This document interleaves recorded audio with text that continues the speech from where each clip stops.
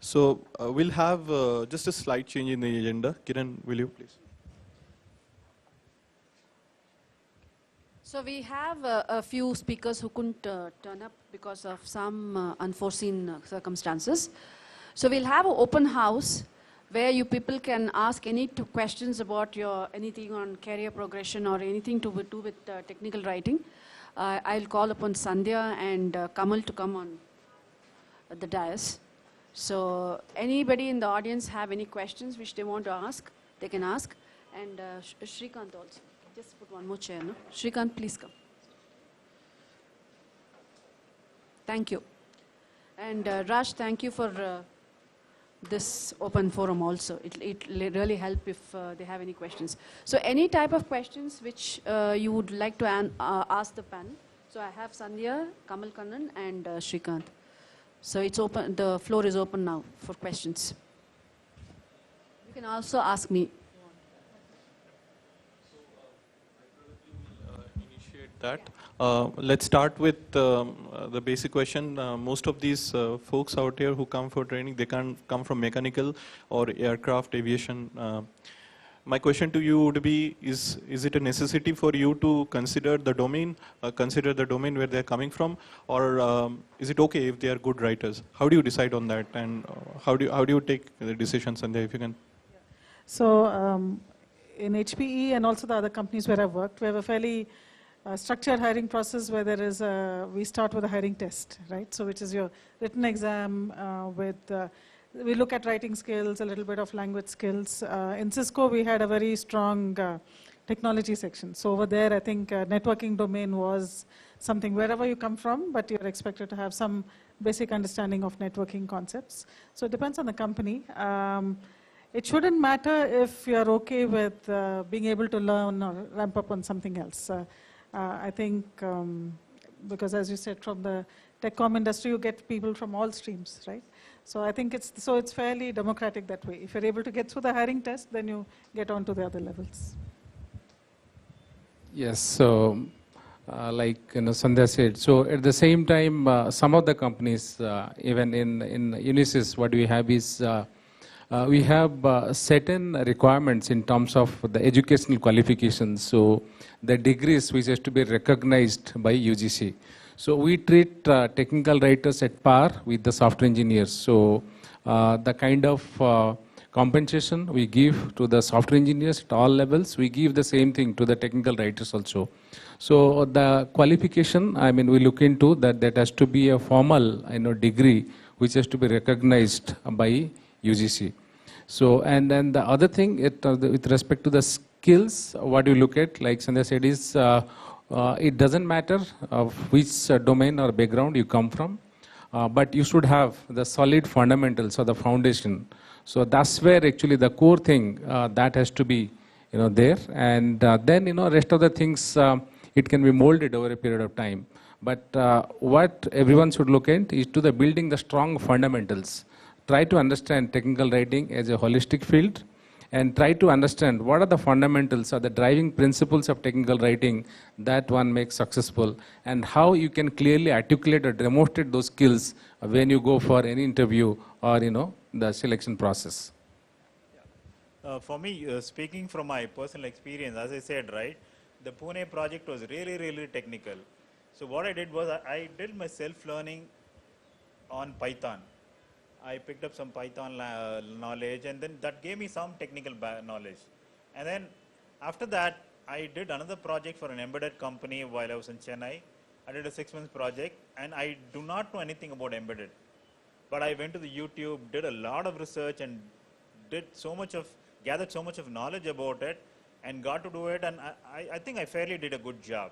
And again, one more project that I'm doing, it's about documenting the back-end process, not about documenting, but using Visio Professional to show the back-end process.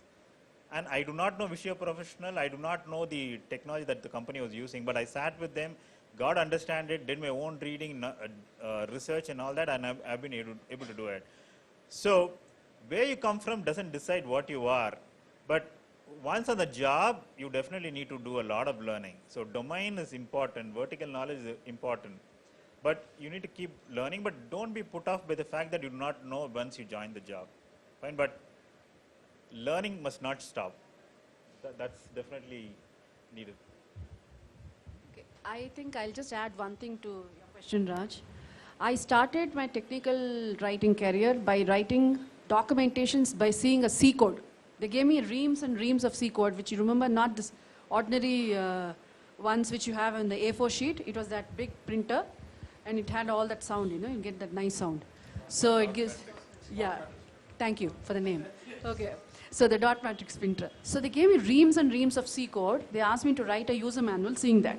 So it depends on how you are comfortable, again, to think about and write. If you look at that reams, it was probably, if you weigh it might be 5 kgs.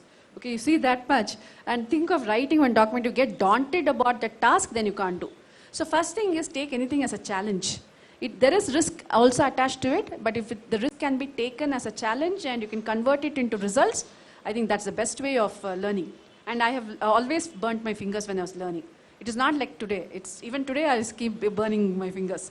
But it's okay. But at the end result is something I've learned. So that's how I think we should do. So domain is important to a certain extent. Yeah, and if I can just add one more thing. So, and if you get through the hiring test, next step is the interviews, right? We have different rounds of interviews. Typically, you have the writers and then the managers, and then I generally interview all the final candidates. But whatever domain you come from, you should be able to talk about it. So you may be in aeronautical, but then if you're saying you're from, I've spent 3 years or 5 years doing this, you should be able to talk about that. But if you're, it seems like you're still on the surface, you haven't understood your own domain, then because we have like learning abilities, what we look at, then how much would you invest, would you be able to ramp up in another domain? So that's the other thing which actually I found. And I forgot about the degree part, yeah. So that degree is there. I think most of the big companies have that as part of the job description, is to have a degree. Having said that, I think there have been certain positions, like I think technical illustrators, I do have, because those are niche skills and we don't always get, you get trained people, and then we can make a justification and get by. And I have taken people without a degree, but then you have to be somebody who's exceptional, and I have to make a justification case to kind of hire that person. Yeah. Just a minor point to that. Like most of us have complaints about HR stating that you should have scored first class in all your degrees and all your classes and all that. Why do companies insist that? They want to see whether you have the discipline to succeed. As Sanjay was saying, you should know at least about the domain that you're coming from. Even though you may not be working on it as a tech writer, but you should have the discipline to know about the domain that you belong to. As Surag was mentioning, someone asked him, I'm only 59%, can I get into tech writing because whatever, right?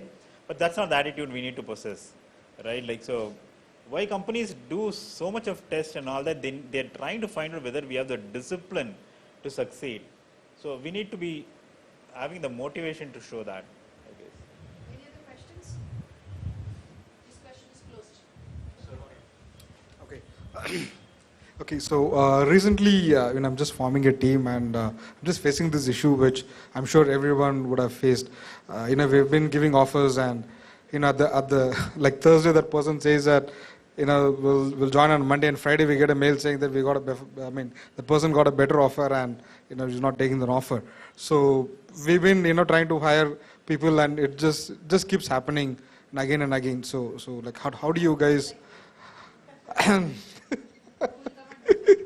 So how do you guys like tackle this issue so far? Yeah, so I'll start, and if anybody else wants to add to it.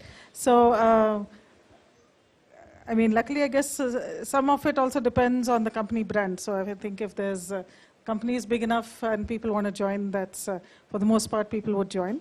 What we do is, like, you have the leadership pipeline, we keep that hiring pipeline. So if you've made an offer to one person, we have 1 or 2 other candidates in the pipeline. So we don't say, like, if I have 2 recs, I make 2 offers, but we keep at least 1 or 2 for each, like 3 or 4 sort of in the pipeline. And you never know, like, right? So I think, so we don't say no to all the other candidates immediately, because if this person doesn't show up or doesn't accept, then we have somebody else to go back on. And in big companies, the other thing that happens is you're about to make an offer and there's a hiring freeze. And then you can't, hire. So, but then keep in touch with the other folks. So we do that we call it the keep warm kind of exercise. And so keep in touch with the prospective candidates, and we've actually done that. Some people we haven't been able to hire the first time. 6 months later, we give them a call, get them in, sometimes even a year, like in managerial positions, even a year later, right? Because you never know. So keeping the pipeline. Do you have openings still? No, I mean, see, the problem here is that we have like waited like 1.5 months, Right. and after that you tell that you're not there. So we have like kind of wasted Yeah. or spent all that 1.5 months. I think that's where in forums like I said, be professional, right? So I think in forums like this, we should probably propagate that. I think you should build, like tech writers should be known as a professional community, because it's then it becomes, it is a loss to the company who's gone through that whole hiring process or whatever. So we have to not only build your own credibility, but build our credibility as a industry. So yeah, just. Yeah, I think, what I've seen, I was a manager for some time, and then I've seen that just-in-time hiring for tech writers somehow doesn't work, because it's a very small community, right? So you need to build your contacts with companies who are contracting staff and such that, and also you need to be kind of a shadowing resource, in the sense that you have one resource working on another project, shadow that resource on another project, so that people are able to take up the work. If someone is quitting, you're not left wanting for resource at that moment, right? So the project doesn't fail.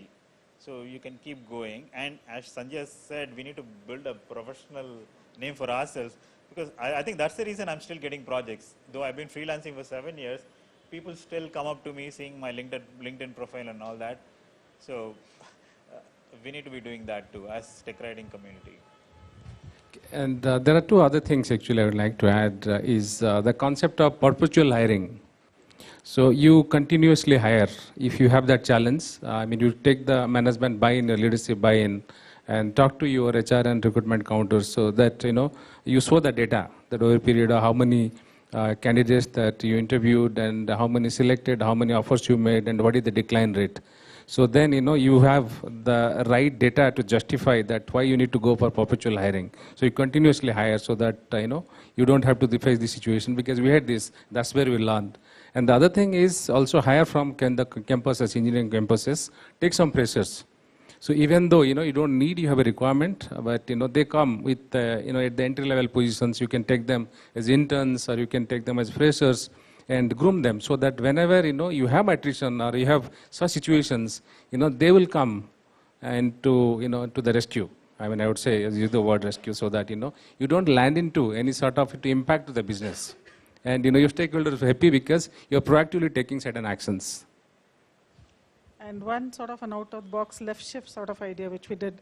So we had a position, and that's what that person didn't show up.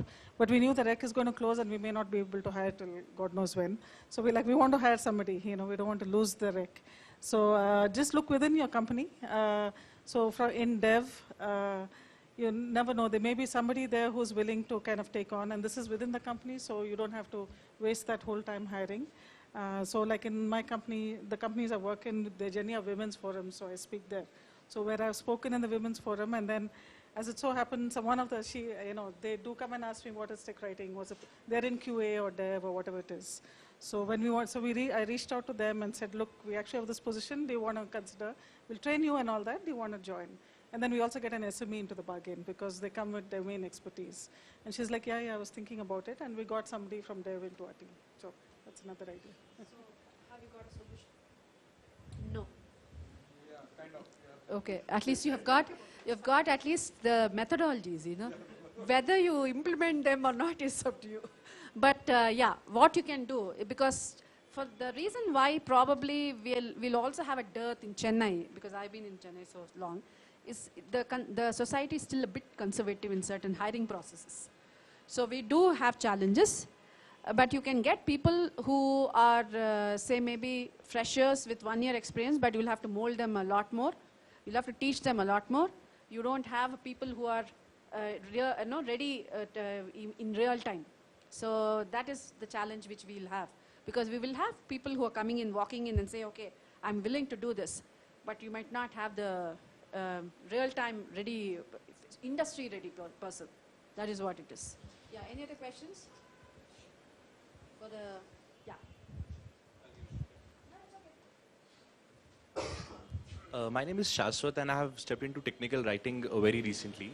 So I would just like to tell the problem which I'm facing in my company. So I just want you to suggest me something. So since the day I joined Incadia, it's a German-based company. So that since the day I have joined, I've been going on, through the style guides and stuff. So the thing is, I have noted down few things in the documentation which, according to me, and as per the training which I've taken from Sir, I found it that it's not proper or correct. So when I reach my senior, I tell them the problems, like, see, this is the thing. And my senior is, not, I don't know for what issues, not able to take what I tell them. So in that case, what do I need to do? Because I'm 100% sure that thing is not proper. Because if I compare the two documents, the style of writing in one document is different from the style of writing the other document. So, and the senior is not, probably, I don't know, if, because of the position they are in, not able to take my words. So, what do I do in that case? Okay, so when you say seniors, your seniors in tech writing? Yes, Okay, so whatever the suggestions you make, that they are not. So, did you try to, do you have the one-on-one connect with the seniors anytime? Do you have that practice? Okay, so did you try to understand that even though you propose something and you didn't get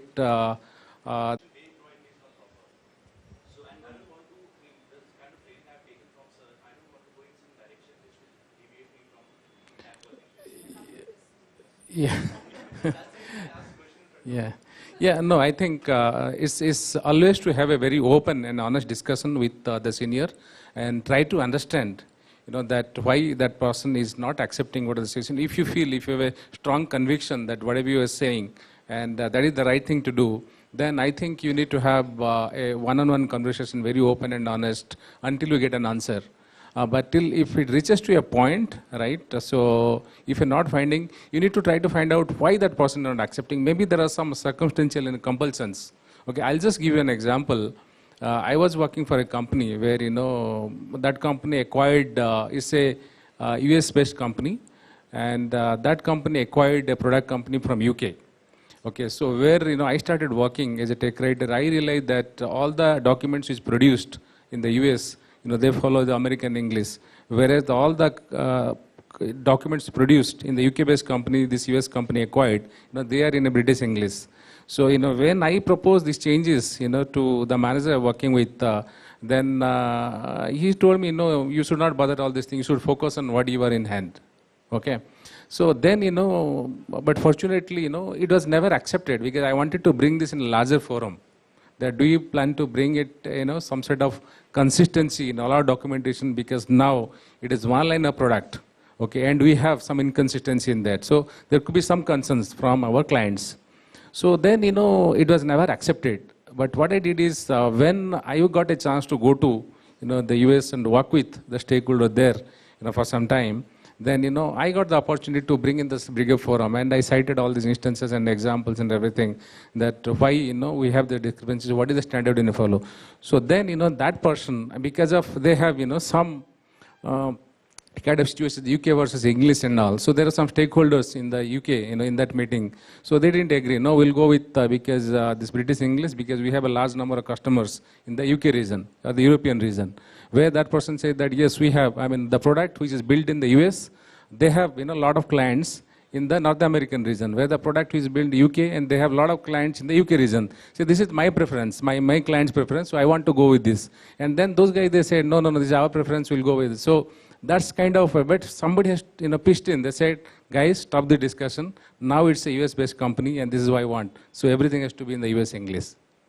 So that's where the decision made, because unless we make things very open and transparent, discuss everything in a very transparent manner and honest manner, we can't find a solution to this. But having said that, if you propose something, it is important for that to understand that why that person is not accepting those things. And still, if you don't have strong conviction, maybe I think whenever you got a chance to speak in a right forum, and you bring it professionally. Yeah, like the Manjula mentioned the empathy part, right? So it's also in the company, try to understand what is it. Is it a new product or something which has been there for a while? So many years, and there are lots of documents which have been there for so many years. Okay, so this problem you're going to face in probably every, kind of a little company which has had a product for many years. It's there's even a word for it. It's called legacy documentation. So what happens is there's lots of documents being produced. It's kind of over the years. So it's a business decision. Do you have ROI? Is there return of investment in putting in this? How much of effort are you going to put in? Is it worth putting into this document which has been there for so many years and it's kind of gone along? Or there's something new where your efforts, probably they feel that, okay, focus on this. So I agree about the quality part of it, but another thing which I keep telling my team is, I don't know if you've heard of Pareto's principle, the 80-20 principle, right? You don't have to be 100% correct all the time, all right? And just 20% of what you do makes 80% of the impact. So figure out what your 20% is. Is it in making sure this particular document is very high quality? Is it something else that you may be assigned to do? So what is it that you're going to do which is going to make the maximum impact? Because most doc companies, you never at a very, okay, I have all the resources I need. It's always there's a little bit more work than the resources you have. So then you have to direct the work to, the highest priority. So just try to understand that though. If there is, sometimes it's just a personal thing or an ego issue, then it's not valid. Then you take it to the next level, right? So you lead the manager do you have skip level meetings with your, the manager or something like that? You have just joined, yeah. So if there's a skip level, they ask for your inputs, maybe that's an opportunity where you can talk about it. But really try to understand, why are they saying that? If there's no particular reason, then you can make a case for it, right? There's a quality issue and it only will take me so many hours and then I can fix it, so why don't we kind of do it? But if it's going to take days of effort and then it's like these days of efforts are maybe better spent elsewhere, but you need to understand it and they should kind of explain that to you. Does that make sense? Yeah, okay. My suggestion would be to come up with something like a proof of concept, right? So you're going to suggest something, right? Why don't you take some content and apply your concepts and whatever guidelines that you want and try to compare it with whatever existing. Take your lead or manager to a meeting and show it to them. This is what it means. And one more thing, the managers always want what it translates to the organization. Cost-wise, or does it result in lesser words, or effort-wise, does it bring down the effort and all that? You need to bring all that to the picture. Just discussing, saying that, hey, these guidelines seem to be good, wouldn't help. Again, I'll bring my personal experience. We had topic-based writing in this company. What had happened is, over the period of time, in an effort to pull concept out, procedure out, and reference out, there was small concept, one paragraph concept existing as separate topics. So what we had to show was we had to show a proof of concept. I worked closely with the editor, kind of mix the concept, procedures, and build them into one single topic, and I had to show it to my manager and my lead. So they bought that idea. So I think that's being implemented in that organization now. So you need to put in your effort in terms of building that proof of concept, kind of bring it to the table, what it would mean to the organization, to the team, what cost saving, what effort saving, and all that. So you need to put that effort. Give it a try. So that's my suggestion. Yeah. I will add something to that. That is one part of one side of the coin. The other side of the coin, what is it, is the team dynamics. What you have probably done is gone and upset the hornet's nest, You have just really disturbed it with egos. You have done ego stroking. You have not done ego stroking. You have burst their egos. So what they will naturally do, a new kid on the block is trying to come and give me advice. They will not take it as constructive criticism. They'll take it as critical criticism. So that's what they've done. So it's not that they agree that it is not correct, but they will not agree that it can be changed because they are not conducive to that particular idea. That is a typical way of how human, it's not about only technical writers, it is about general human tendency. So one best way is use all these methodologies, okay, try to come up with something which will say the before and after effect. Okay, when people can market your, health drinks and all that with a before, she's so fat and she's now become like this thin. So you have to do a leaner, meaner documentation, show them what it was before and then show them what it is now after the before after effect, like how Kamal has said. And do it, I call this within quotes, the politely aggressive way of doing it. But if you just go and tell him that this is wrong, and do that judging hammer, it will not happen. Believe me, this industry, definitely, especially the computer industry, over the years I've been working for so long, needs lot of ego stroking. I have one very nice thing which I didn't show probably, my boss and I. One place he says, if my boss goes and pleases his boss, it is okay. But if I go please my boss, it's apple polishing. So simple as that. So I think you should use subtle ways of getting your things done. And I agree to maybe your theory is correct, but the way you present it is also important. So you need to also do that in this industry. This industry is sometimes very mean to people who are very, say, good feedback. Yeah, so if I can add a tip to, I think to what we are all saying is, whenever you try to come up with any constructive criticism, focus on the problem, not the person. So take that issue up. Yeah, definitely you can always make a case for it, show some justification, get an opportunity to do the skip level. Don't say that, the lead, she didn't listen or he didn't listen or whatever. Not the person, forget about that. This issue is this document. This is the effort it can take. This is how it's going to help the customer. I think it's a good idea and I can do it. So I think it's a better chance. Managers about the impact on business needs and how the organization will benefit out of something, they will open their eyes and ears. So that's how you should. As I said, don't make it personalized. And don't get disappointed also. This is a learning. Ego management is a learning. Okay. And I'll give you another anecdote of we are hearing in the media a lot of things are coming up after India's defeat to Pakistan, right? Kumble, the jumbo versus Kohli, the new block in the kid, right? So Kumble, he carried that ego and he said that new block in the kid, Kohli should not, tell me how a match should be played, right? Which country. So, it's ego management is a very, very difficult subject and that has to, it comes with experience and maturity. So it's a learning for you, but don't get disappointed. Yeah, and Rajdeep is going to include soft skills, ego management.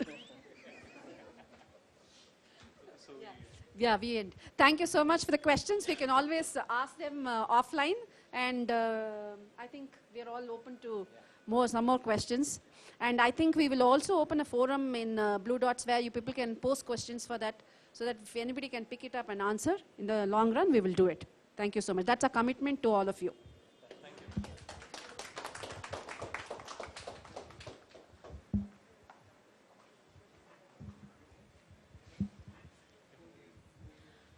We will now start with the awards.